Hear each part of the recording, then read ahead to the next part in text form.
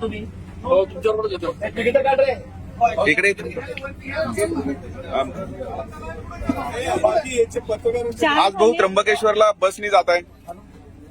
आज आम्ही थोडी शिस्त लावलेली आहे. गेल्या वेळी खूप गर्दी झाली होती, ट्रॅफिक जाम झालं होतं आणि त्र्यंबकेश्वरला म्हणजे आता खूपच गर्दी झाली होती.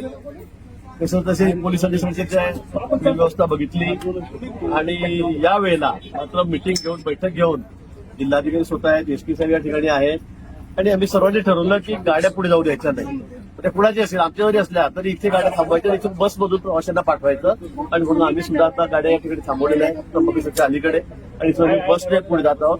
ब्रह्मगिरीला आमचा कार्यक्रम आहे, मोठा वृक्षारोपणाचा कार्यक्रम आहे, अतिशय मोठा कार्यक्रम या ठिकाणी आहे.